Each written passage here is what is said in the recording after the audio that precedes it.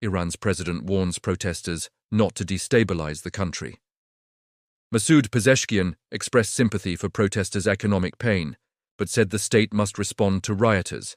Facing a swell of anti-government protests nationwide, Iran's president promised to address economic grievances, but warned that the state also had a duty not to allow the country to be destabilized.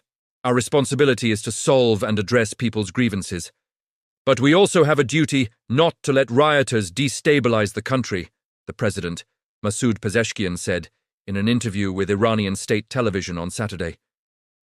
He spoke as protesters in Iran face an intensifying and deadly crackdown by the authorities. Demonstrators took to the streets starting 2 weeks ago, spurred by economic distress over a sudden plunge in the value of Iran's currency.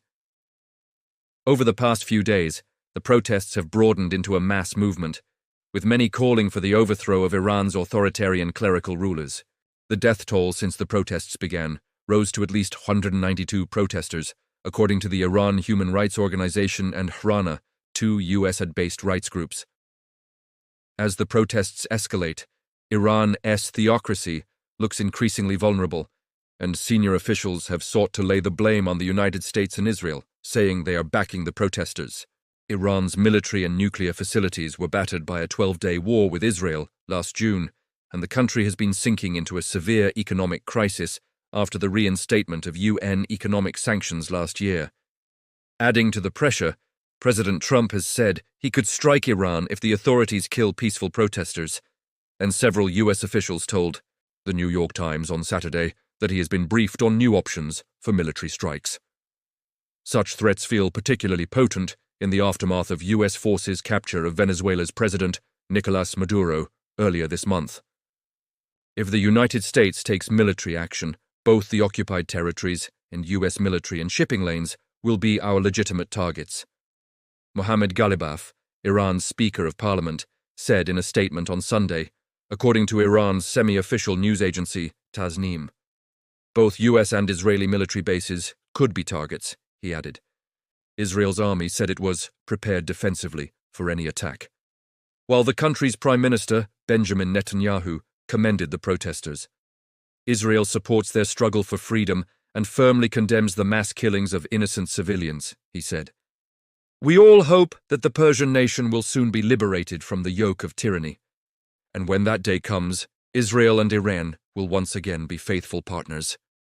The Iranian authorities have played a delicate balancing act in their response to the protests, acknowledging economic grievances and attempting to take measures to address them, while also accusing both the United States and Israel of supporting rioters, who they portray as hijacking the demonstrations.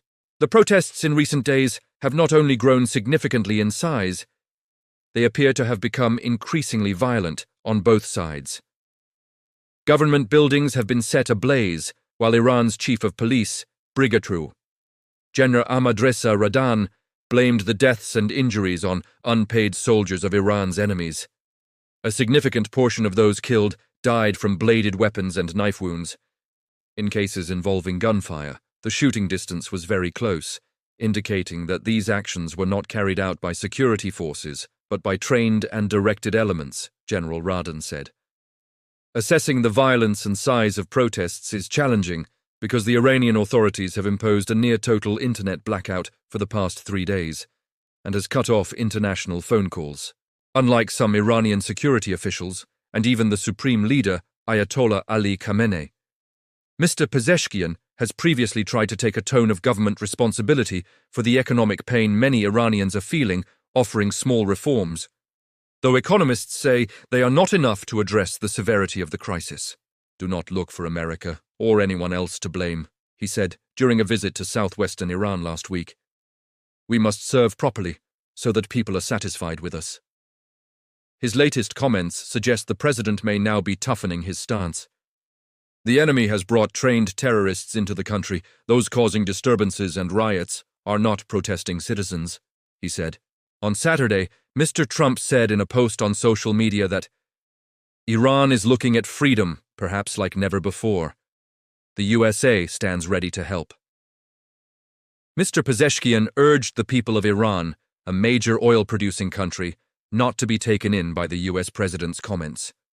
Referring to the U.S. plans to control Venezuela's oil production after Mr. Maduro's capture, he said, "Someone who shamelessly steals a country's presidency and then says he was after that country's soil is not someone who cares about you."